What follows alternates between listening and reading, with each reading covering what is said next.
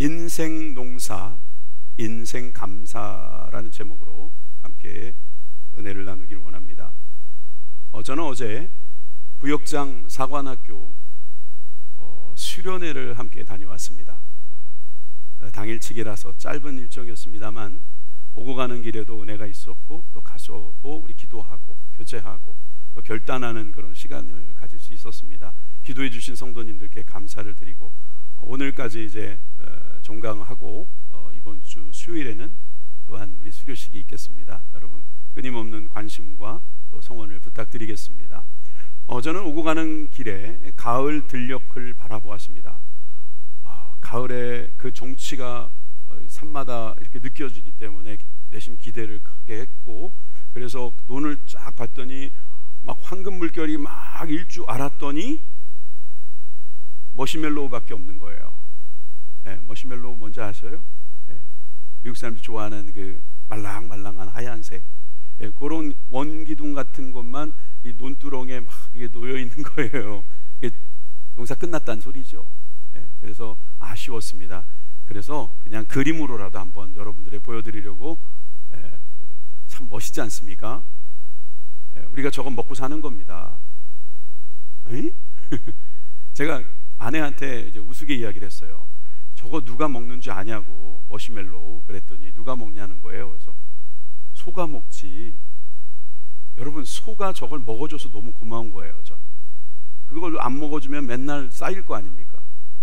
그게 쌓이면 얼마나 지금 힘들겠어요. 근데 소가 하고 다 그렇게 먹어줘가지고 그게 그렇게 많이 쌓여도 사실 양식이 돼서 너무 고맙더라고요. 여러분, 고마운 일이 전혀 없으신가 봐요. 여러분들이 동의하는 표정이 되기를 소망하고 있습니다. 여러분, 정말 저는 감사하더라고요. 어떻게 그렇게 하나님께서는 소에게 이거 먹어라 하셨을까? 먹어주니 너무 고마운 거예요. 여러분, 혹시 그 농사 지어보셨나요? 농사를 짓다 보면 참 어려운 일들이 많이 있습니다. 전 개인적으로 농사를 못 지어봤습니다.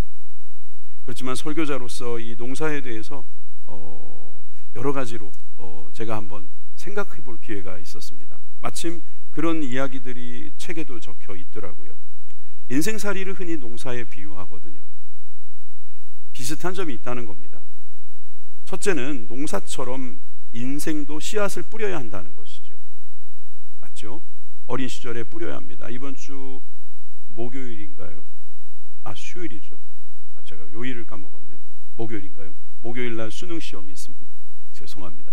목요일 날 수능 시험이 있어서 아이들이 이제 씨를 뿌리는 거죠. 물론 그 전에 씨를 뿌린 것도 있습니다만, 여러분, 곡식 농사든 과일 농사든 채소 농사든 씨를 안 뿌려서는 안 됩니다. 모종한 것도 알고 보면 씨를 뿌린 거잖아요. 둘째로 농사처럼 인생도 계속 가꾸어줘야 합니다. 가꾸는 게 쉬운 게 아닙니다. 씨를 뿌리는 것도 쉽지 않더라는 거예요. 어떤 땅에다 뿌리느냐, 이것도 되게 중요하고, 언제 뿌리느냐, 이것도 중요하고. 근데 이거 관리하는 건 더 중요한 것 같아요. 아주 까다롭기 짝이 없습니다.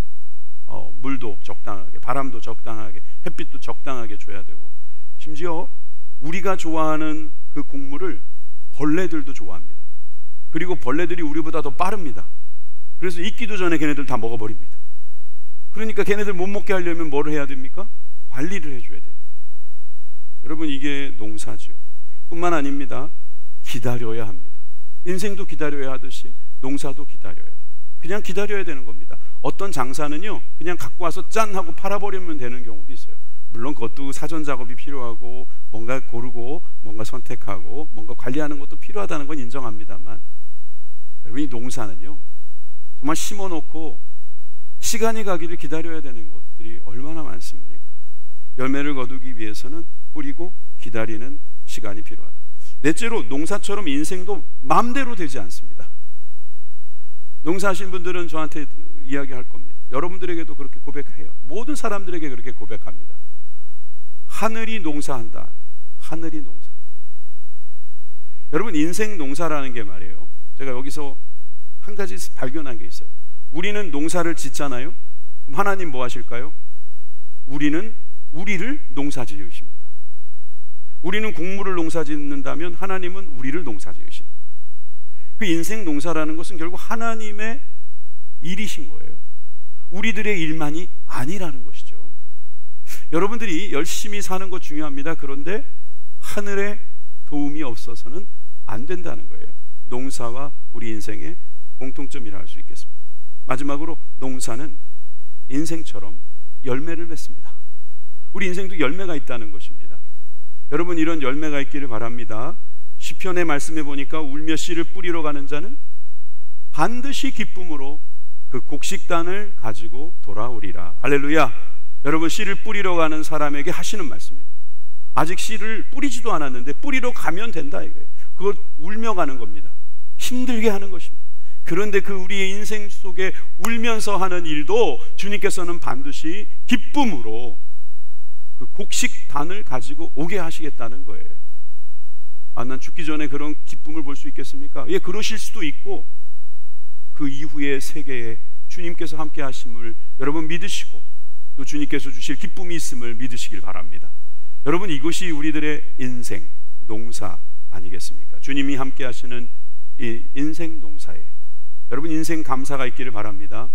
세 가지, 오늘 본문에서 세 가지의 우리 인생 농사의 중요한 점들을, 특별히 하나님께서 우리를 어떻게 농사 지으시는지를 우리가 한번 살펴보도록 하겠습니다. 첫째는 우리를 살리시는 하나님의 위로가 있습니다.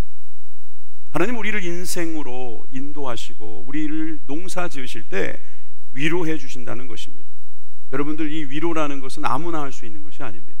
그리고 아무에게나 그 위로를 받지도 않습니다. 위로라는 것은 어려움이 있었다는 것을 전제합니다. 여러분, 우리 인생 보면 어려운 일들이 많습니다. 살펴보면 이건 간단하게 말해서 죄 때문입니다. 죄라는 것은 의도적인 죄도 있지만 실수도 죄가 될 수가 있습니다. 의도하지 않았는데도 벌어지는 일들은 우리들의 허물입니다. 우리들의 한계입니다. 의도하면서 죄를 짓기도 하지만 우리들이 악하기 때문만이 아니고 약하기 때문에 우리는 죄를 짓거든요. 그런 가운데서 주님께서 위로해 주시지 아니하시면 우리는 거기서 포기해버립니다. 우리가 인생에서 농사를 짓는 그런 마음으로 살아갈 때 우리가 포기하는 순간이 언제인 줄 아십니까? 죄를 짓고 실패했을 때입니다. 죄를 짓는 과정이나 죄를 짓고 나서의 후유증이 우리를 얼마나 힘들게 합니까? 오늘 본문의 1절을 보십시오. 이렇게 말씀하고 있습니다. 그날에 내가 말하기를 여호와여 주께서 전에는 내게 노하셨사오나 이제는 주의 진노가 돌아섰고 또 주께서 나를 안위하시오니 내가 주께 감사하겠나이다 할 것이니라. 여러분 자세히 보세요. 그날에, 심판의 날에, 아니요, 우리는 구원의 날입니다. 우리는 그 구원의 날에 주님께서 말씀하시기를 여호와여 주께서, 우리가 주님께 말하기를 여호와여 주께서 전에는 내게 노하셨습니다. 전에는 내가 죄를 짓고 그로 인하여서 주님이 진노하셨으나 이제는 주의 진노가 돌아섰고 또 주께서 나를 안위하시고 계십니다. 내가 주께 그래서 감사할 수 있습니다. 여러분, 이 말씀 이해되시잖아요. 왜냐하면 우리는 그전엔 진노의 자녀였다는 것입니다. 우리가 죄로 인하여서 하나님을 배신한 사람들입니다. 하나님이 우리를 배신한 것이 아니라 우리가 하나님을 배신한 것입니다. 하나님은 우리에게 죄를 짓지 않으셨습니다. 그런데 우리는 하나님께 죄를 지었습니다. 하나님은 우리를 떠나지 않으셨습니다. 그런데 우리가 하나님을 떠난 것입니다. 여러분, 하나님께서 우리들을 보시고 진노하실 수밖에 없습니다. 정의의 하나님은 진노하셔야 합니다. 잘못된 것을 보시고 괜찮다고 하시는 것은 그건 우리를 너무 우습게 여기시거나 우리를 무시하는 것일 것입니다. 잘못된 것을 보시고 우리들에게 진노하시는 것이 맞습니다. 그것을 통해서 우리는 실망할 수 있거든요. 그런데 이제는 주님께서 그 진노를 거두시고 우리들에게 안위하시는 손길로 인도해 주신다고 말씀하십니다. 그 사이에 도대체 무슨 일이 있었기에 이렇게 주님이 바뀌셨을까요? 그래서 우리가 어떻게 이렇게 감사할 수 있게 되었을까요? 우리 1장에 보면, 이사야 1장에 보면 이런 말씀이 있습니다. 온 머리는 병들었고 온 마음은 피곤하였으며 발바닥에서 머리까지 성한 곳이 없이 성한 것과 터진 것과 새로 맞은 흔적뿐이거늘 그것을 싸매며 기름으로 부드럽게 함을 받지 못하였도다. 남유다, 하나님의 사랑을 받았던 그 남유다가 하나님께 죄를 짓고 하나님께 멀어지고 하나님을 무시하고 있을 때 그들은 이런 상황에 있었던 것입니다. 머리가 병듭니다. 마음이 병듭니다. 상한 것과 다친 것으로 인해서 얼마나 그 몸에 흔적이 남아있는지 모릅니다. 싸매줄 곳이 없었던 것입니다. 그런 우리들에게 주님이 오셨다는 거예요. 그런 하나님의 백성들에게 오신 것처럼 바로 주님께서 오셨다는 사실을 여러분 믿으시길 바랍니다. 이 사실을 이사야는 11장, 우리가 바로 12장을 읽고 있는데 11장 앞에 보면 그분이 누구인지를 설명하고 있습니다. 이새의 줄기에서 한 싹이 나며 그 뿌리에서 한 가지가 나서 결실할 것이요 그의 위에 여호와의 영 곧 지혜와 총명의 영이요 모략과 재능의 영이요 지식과 여호와를 경외하는 영이 강림하시리니. 할렐루야. 여러분 여기에도 농사의 표현이 나오네요. 줄기에서 싹이 나고 가지가 나서 결실까지 해주신다는 거예요. 어디에서요? 이새라는 사람은 다윗의 아버지인데 다윗의 줄기에서 한 가지가 열매까지 될 것이다. 바로 예수 그리스도를 말씀하고 있는 것이죠. 그분은 여호와의 영을 받으신 분입니다. 하나님의 모든 영으로 가득하신 분이 우리를 구원하러 오신다는 사실을 여러분 믿으시기 바랍니다. 이미 주님은 초림의 주님으로 오셨고 우리를 위하여 십자가에 죽으시면서 이 구원을 완성하셨습니다. 그리고 재림하실 주님을 기다리고 있는 우리들은 이 말씀을 통해서 우리가 어떻게 믿을 수 있느냐? 주님은 우리를 이미 구원하셨다는 사실을 우리는 믿을 수 있는 것입니다. 주님께서 우리를 구원하셨다는 사실을 믿기만 하면 되는 거예요. 여러분 하나님께서 예수 그리스도, 이새의 줄기에서 보내신 예수 그리스도를 통해서 우리가 믿게 하셨고 그 믿음으로 말미암아 이제는 그 진노에서 벗어나게 하셨다는 사실을 믿으시기 바랍니다. 이게 복음이잖아요. 이게 은혜잖아요. 이게 하나님의 거룩하신 말씀의 중심이잖아요. 호세아는 이렇게 그래서 고백했습니다. 오라 우리가 여호와께 돌아가자. 여호와께서 우리를 찢으셨으나 도로 낫게 하실 것이요 우리를 치셨으나 싸매어 주실 것임이라. 진리의 영이신 하나님은 우리를 찢으실 수밖에 없는 거예요. 치실 수밖에 없는 거예요. 죄된 우리들은 죽을 수밖에 없는 이 아니라 죽었던 우리들이었단 말이에요. 그런 우리들에게 주님께서 이렇게 싸매어 주시고 낫게 하여 주셨다는 사실을 믿으시면 아멘 하십시다. 여러분 그런 사람이 감사하는 거예요. 어떤 사람이 감사하나 봤더니요 받은 사람이 감사하더라고요. 여러분들이 누구에게 뭘 보냈는데 뭘 받았는지 안 받았는지 연락이 없으면 궁금하지 않습니까? 받았다고 하는 연락이 오면 그 말은 뭡니까? 감사하다는 말입니다. 잘 받았습니다. 감사할 때 그런 말 많이 하잖아요. 잘 받았습니다. 여러분 이것을 주님께서 기다리고 계실 수 있어요. 근데 나는 구원 받았는지 안 받았는지 모르겠어. 뭐 물어보면은 말을 못해요. 그러면 말을 못하니까 구원 안 받은 거라고 또 생각할 수 있겠지요? 그렇지만 여러분 우리는 성경에 나와 있는 말씀대로 구원받는 것이지 여러분들의 기억력이나 여러분들이 뭐 어떤 것을 잘 표현하는 것 때문에 그런 것이 아니에요. 다시 말해서 예수님께서 죽으셨으므로 우리는 구원받는 것입니다. 여러분 예수님께서 우리를 위하여 십자가에 죽으시지 아니하셨다면 그 씨가 뿌려지지 않으셨다면 영원한 씨가 뿌려지지 않았다면 우리 인생의 농사는 망칠 수밖에 없었던 것입니다. 죄지었던 우리들을 주님께서 살리시고자 영원한 씨앗이 되셔서 뿌려주시고 그래서 우리는 낫게 된 줄 믿습니다. 우리는 고침을 받은 줄 믿습니다. 여러분 우리의 영원한 질병 죽음에서 우리는 벗어난 줄 믿습니다. 에베소서 2장 3절에서 5절 말씀은 그러므로 우리가 이 말씀 속에 살아갈 수 있게 됐다는 사실을 우리는 알게 되는 것입니다. 우리 다 같이 읽겠습니다. 시작. 전에는 우리도 다 그 가운데서 우리 육체의 육심을 따라 지내며 육체와 마음에 원하는 것을 하여 다른 이들과 같이 본질상 진노의 자녀이었더니 긍휼이 풍성하신 하나님이 우리를 사랑하신 그 큰 사랑을 인하여 허물로 죽은 우리를 그리스도와 함께 살리셨고 너희는 은혜로 구원을 받은 것이니라. 아멘. 얼마나 은혜로운 말씀입니까? 우리는 전부 다 저를 포함해서 전부 다 진노의 자녀였단 말이에요. 그런데 긍휼, 위로를 주시는 우리 풍성하신 하나님, 우리를 사랑하신 그 큰 사랑 때문에 우리가 구원받은 줄 믿습니다. 그래서 그걸 은혜라고 말하고 우리는 은혜로 구원을 받은 것입니다. 여러분, 농사는 은혜로 짓는 것이다 이 말이에요. 우리가 씨도 뿌리고 우리가 관리도 하고 우리가 뭔가 할 것도 있는 것 같지만 그거 다 해도 소용없어요. 하나님의 은혜가 없으면 안 됩니다. 여러분, 이 고백이 있기를 주님의 이름으로 축원합니다. 그 사람이 구원받은 사람입니다. 저 구원받았는지 모르겠는데, 잘 모르겠어요 목사님. 자꾸 그래도 전 모르겠어요. 근데 저는 감사해요. 전 구원받았을 거라고 믿고 감사하고 싶어요. 왜 구원받았는지 나도 모르겠고 설명을 해도 못하겠는데 저는 구원받았을 거예요. 구원받고 싶고요. 전 구원받을 거라고 전 믿고 있어요.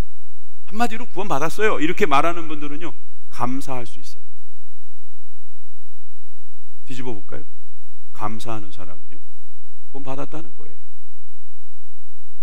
감사가 없어요? 안 받았다는 겁니다. 없다는 거예요. 뭐가 있어야지 감사하지. 이럴 수 있다는 거죠.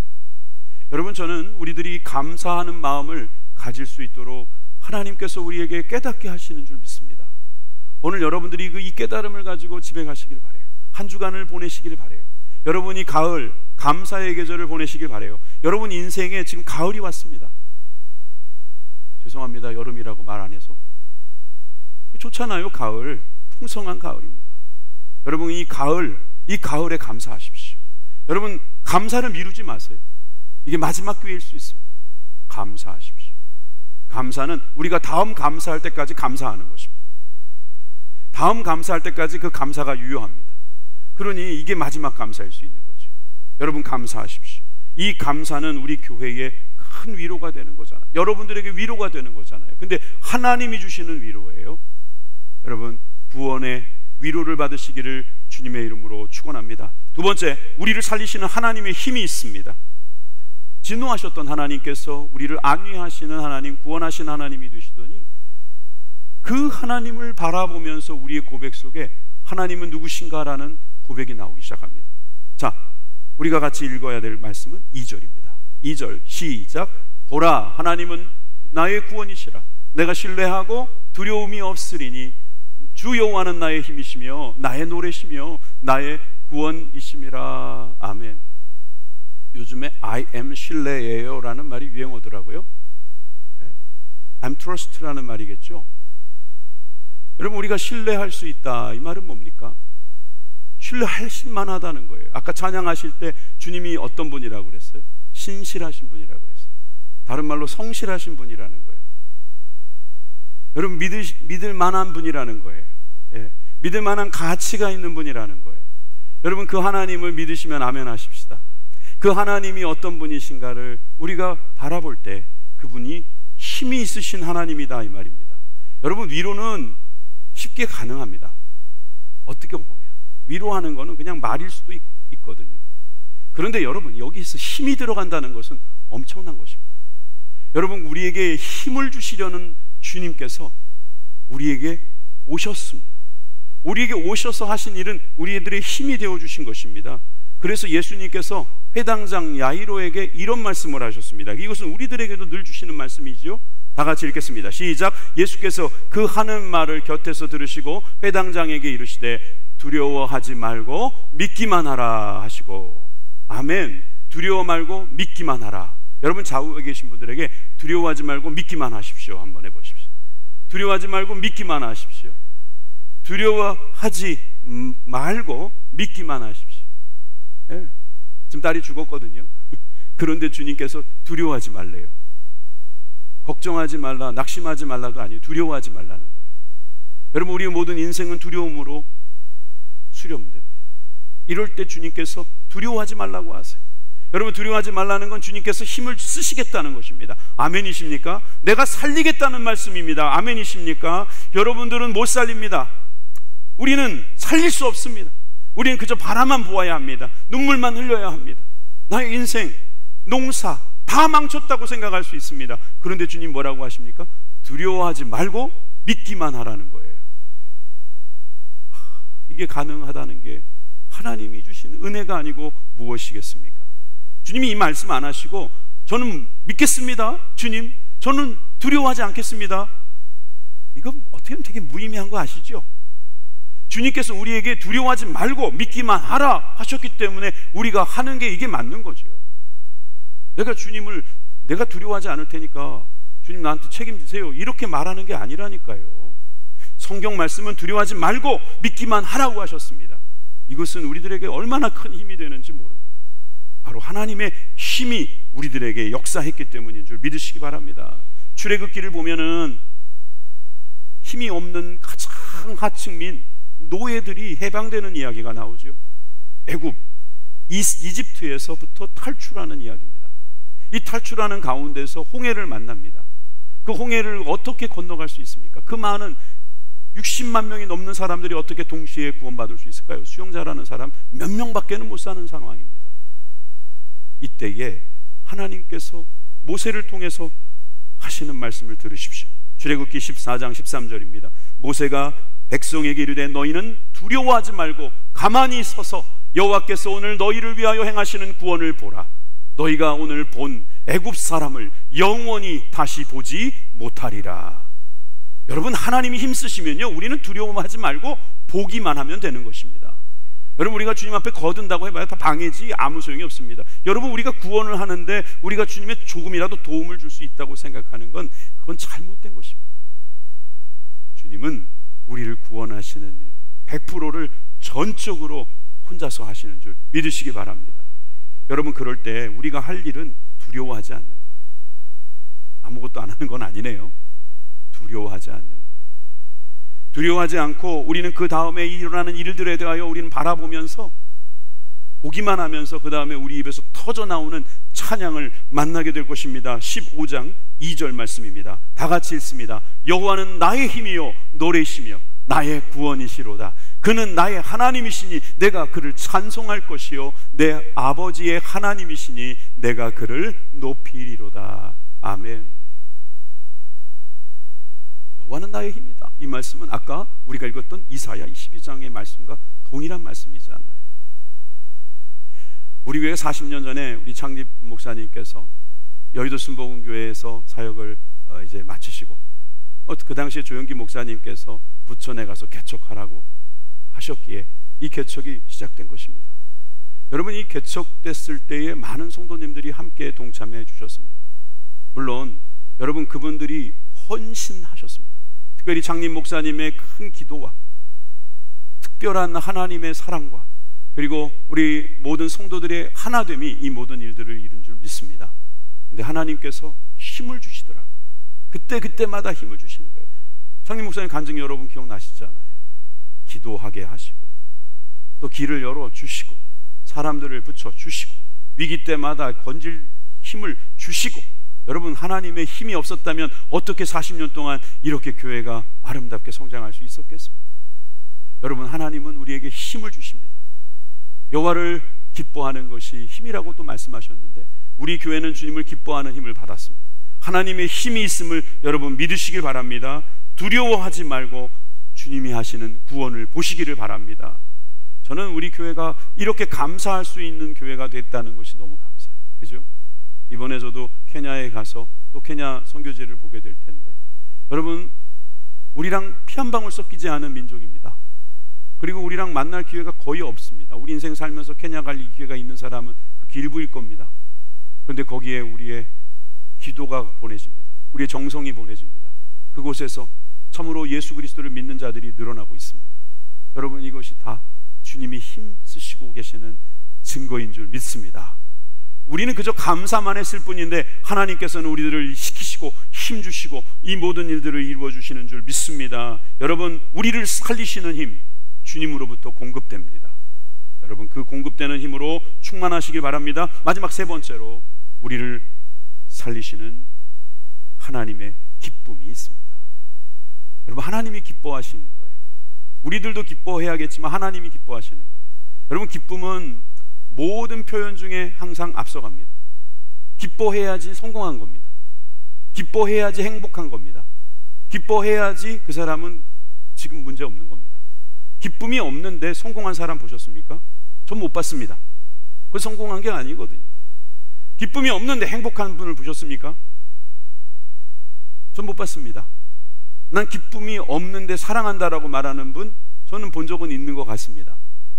사랑하기에 슬퍼한다는 그 사연을 아든가 이러면 노래도 부르면 굉장히 불쌍해 보이죠. 근데 솔직히 말하면 그게 기쁨인 거예요. 그 사랑 때문에 마음이 막 몽글몽글해지거나 막 찢어지고, 이게 알고 보면 그것도 사랑이잖아요. 여러분 얼마나 사랑하기에 그러겠어요, 그죠? 정말 하나님께서 주시는 이 기쁨이라는 건요 정말 엄청난 거예요.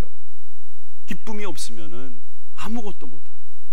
여러분들이 혹시 기쁨이 없습니까? 혹시 나는 오늘 왔는데 기쁨이 없습니다. 내 인생 농사 다 망친 것 같습니다. 자식 농사도 망친 것 같고 사업도 다 망친 것 같고 나는 이제 포기하려고 왔습니다. 이런 분들이 있다면 주님 앞에 이렇게 구하십시오. 하나님, 내가 기뻐할 수 있겠습니까? 저에게 기쁨을 주십시오.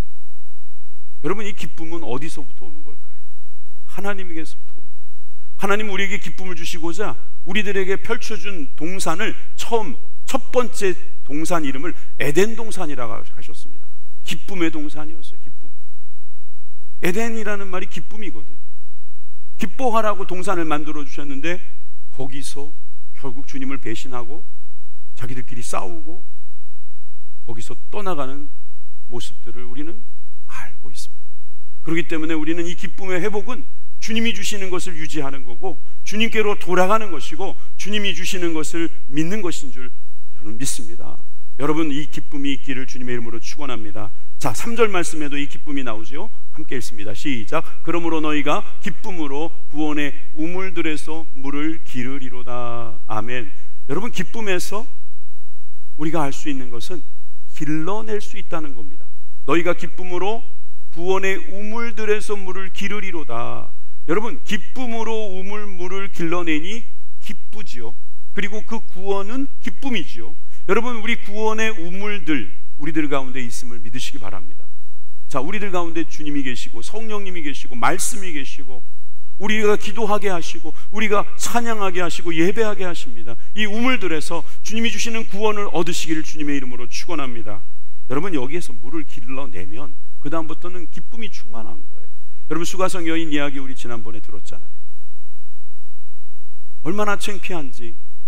남들은 안 다닐 때 대낮에 정오에 오침하는 시간에 그곳에 와서 물을 깃고 있는 여인에게 유대인 한 청년이 다가와서 물을 달라 하고 그 여인이 어떤 사람인지 말을 해줄 때 그는 놀랐습니다. 그리고 그가 예수님에게 들은 이야기는 너무나 충격이었던 것입니다. 우리는 그때 영과 진리로 예배한다는 말씀 들었지만 우리가 또 그 당시에 함께 생각했던 것은 생수, 영생하는 말씀이었잖아요. 요한복음 4장 14절 말씀을 함께 보십시오. 내가 주는 물은 마시는 자마다 영원히 목마르지 아니하리니 내가 주는 물은 그 속에서 영생하도록 솟아나는 샘물이 되리라. 여러분, 농사 지을 때 이 샘물이 얼마나 중요해요. 사막의 샘물이 필요한 거예요. 그런데 영생의 샘물을 주신다는 거예요. 여러분, 우리 사막 같은 우리들의 인생길에서 여러분, 우리들이 정말 하나님만 의지하면서 살아가야 할 때 우리들에게 우물들을 주신다는 거예요. 구원의 우물이 있음을 믿으시기 바랍니다. 영생하도록 솟아나는 샘물이 있습니다. 당시 우리는 예측할 수 있습니다. 건조한 그 지역에 그냥 하늘에서 내려오는 비만 가지고 살 수 있을까요? 여러분, 자연스럽게 그냥 일반 은총이라 말하는 그런 것만 가지고 우리가 할 수 있을까요? 특별 은총이 없어도 우리는 이 인생 농사에 우리는 성공할 수 있을까요? 여러분, 주님이 주시는 이 특별한 은총, 기쁨의 은총이 있다는 사실을 믿으시기 바랍니다. 어떤 분은 너무 힘든데 가만히 보니까 자녀 하나가 싹시 보이는 거예요. 아, 얘가 나의 위로가 되어주는구나. 하나님 감사합니다. 모든 게 다 암담하고 다 실패로 점철되고 있는데 어느새 내가 하나님을 의지하고 있는 자신을 보면서 아, 하나님께서 나에게 물을 열어주시는구나. 여러분, 이삭이 왜 복받은 사람이었습니까? 뚫는 것마다 물이 나오는 거예요. 뚫는 것마다. 그러니까 옮겨갈 수 있는 거예요. 빼서도 또 파면 물 나오고 빼서도 나면 물 나오고. 여러분, 우리 인생에 있어서 이런 우물물이 우리의 삶에 구원의 기쁨을 주시는 줄 여러분 믿으시기 바랍니다. 여러분들에게 구원의 기쁨, 그 우물물이 있음을 여러분 믿으십시오. 그분은 전적으로 예수 그리스도라 말씀드릴 수 있습니다. 예수님 없이는 여러분들이 그 희망이라고 말했던 건 일순간에 끝납니다. 예수님이 계신 가운데 여러분들이 기쁨이라 여기는 그것이 의미가 있어지는 거예요. 아, 예수님이 주셨구나. 예수님께서 이분을 사용하시고 예수님께서 이 문제들을 통해서 나에게 말씀하시는구나. 예수님과 연결 지으십시오. 그러면 모든 것이 기쁨이 될 수 있는 거예요. 그냥 보면 기쁨이 아닌 거예요. 근데 자세히 보면 기쁨인 거예요. 자세히 보세요. 거기에 주님이 함께 하신다는 사실을 우리가 믿고 소망하기를 바랍니다. 그래서 4절에 보니까 그날에 너희가 또 말하기를 여호와께 감사하라. 그의 이름을 부르며 그의 행하심을 만국 중에 선포하며 그의 이름이 높다 하라. 여러분 자세히 보셔야 됩니다. 1절과 비교하면 더 잘 보입니다. 1절에 보면 그날에 내가 말하기를 그랬어요. 그날에 너가 말하기를 이잖아요. 그런데 이제는 그날에 너희가 말하기를, 한 사람이 여러 사람이 되는 겁니다. 하나님께서 우리에게 기쁨을 주시니까 여러 사람으로 바뀌어가지고 여러 사람이 함께 감사해요. 그의 행하심을 만국 중에 선포하며 그 이름이 높다고 노래하기 시작합니다. 그러니 5절 6절을 보십시오. 그들은 세상에 나아가서 온 땅에 이 주님의 하신 일을 고백하고 자랑합니다. 여호와를 찬송할 것은 그렇게 아름다운 일을 하셨음이니라. 이를 온 땅에 알게 할지어다. 시온의 주민아 소리 높여 부르라. 이스라엘의 거룩하신 이가 너희 중에 크심이니라 할 것이니라. 여러분 아멘이십니까? 여러분 우리가 선교 어떻게 할 수 있는지 아세요? 기쁘기 때문에 할 수 있는 거예요. 여러분 선교는 기쁨으로 해야 되는 것입니다. 여러분 선교라는 것은 온 땅에 주님이 하신 일을 알리는 것입니다. 여러분 이 귀한 선교의 사명을 받은 우리 교회가 지난 40년 동안 이 놀라운 복을 더욱 나누게 되었다는 사실에 우리는 감사할 수밖에 없습니다. 그래서 우리는 이렇게 고백할 수 있습니다. 예수님을 믿으십시오. 그럼 예수님의 말씀이 저와 여러분들 가운데 넘칠 것입니다. 누구든지 목마르거든 내게로 와서 마셔라. 예수님의 말씀대로 될 것입니다. 여러분 함께 읽어보십시다. 요한복음 7장 37절 시작. 명절 끝날 곧 큰 날에 예수께서 서서 외쳐 이르시되 누구든지 목마르거든 내게로 와서 마시라. 아멘. 여러분 그 사람은 영원히 목마르지 않는다. 사실 물을 마셨는데 목마르지 않는다, 이건 말이 안 되죠. 예수님의 생수를 마셨다, 즉 예수님을 마셨다. 우물, 예수님을 마셨다. 예수님이 우물이 되셔서 계속 공급해 주신다. 이 사실을 믿는 사람은 마르지 않는 샘에 사는 것과 같아요. 미국에 유학 중에 운전할 기회가 여러 번 있었습니다. 전국을 이렇게 동서남북으로 한 번씩 갔다 올 기회가 있었는데 제가 공부했던 지역은 시카고 지역이어서 마침 이렇게 동서남북이 가능했어요. 근데 어떤 지역에 가니까 고속도로를 지나가는데 계속 반복되는 상표가 보이는 거예요. 이 간판이 보이는 거예요. 오아시스. 저게 뭐지? 그러다가 우리가 이제 신호도 오고 목도 마르고 배도 고프고 그러니까 우리 가자 하다가 아, 저게 오아시스구나. 아, 저기가 휴게소구나. 그래서 특정 지역은요, 우리나라는 휴게소라고 말하는 거를 거기는 뭐 레스트 에리아라고도 하지만 오아시스라고도 하더라고요. 저는 그 오아시스가 차들에게도 오아시스지만 우리들에게도 오아시스였다는 생각을 하게 돼요. 여러분 우리가 농사를 짓는다 합시다. 비가 안 내린다고 합시다. 걱정이 없는 날이 있습니다. 걱정 안 해도 될 때가 있습니다. 우물물에서 물이 계속 나오면 되는 겁니다. 우물물이 있으면 되는 거예요. 세상은 안 된다고 그러는 거예요. 근데 우리 집에 우물물이 있는 거예요. 우리 교회에 우물물이 있는 거예요. 여러분 이 기쁨이 있기를 주님의 이름으로 축원합니다. 이게 보이는 사람은 복받은 사람이에요. 아, 이거 우물물이구나. 예배가 우물물이고 여러분 기도가 우물물이고, 왜냐하면 거기에 예수님이 나와 함께 하시고 나에게 말씀을 주시니까. 여러분 일주일 동안 우리가 준비해야 될 것이 있습니다. 다음 주에 우리가 감사주일이고 우리가 그 감사주일날 우리 감사하는데 교회 왔더니 봉투를 주네. 그리고 그 봉투를 주니까 아, 그냥 너 가지고 하라는 건가 보다. 그래서 봉투에다 넣고 그냥 내지 마시고요, 일주일 동안 여기다가 한번 적어 보실까요? 여러분 얼마를 드리고 그거는 중요하지 않을 것 같아요. 그건 여러분 다 사정에 따라, 감사에 따라, 믿음에 따라, 여러분들의 구원 여부에 따라 드리는 거니까 저는 솔직히 여러분들이 알아서 했으면 좋겠습니다. 그런데 꼭 하셨으면 하는 게 있습니다. 감사의 제목을 적어보세요. 감사할 걸 적어보세요. 목사가 목회만 한다고 요즘 돌아가는 실정 모를 것 같습니까?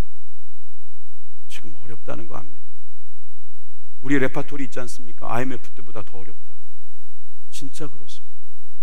마르는 것 같습니다. 그런데 이때 주님께서 우물물을 터뜨리시는, 그 사람이 감사하는 거예요. 감사하는 사람은 우물물이 있는 사람이에요. 여러분, 그 감사가 있는 저와 여러분들이 되기를 주님의 이름으로 축원합니다. 범사에 감사하라. 이것이 그리스도 예수 안에서 우리를 향하신 하나님의 뜻이라고 그랬어요. 하나님의 뜻은 감사예요. 범사에 감사해요.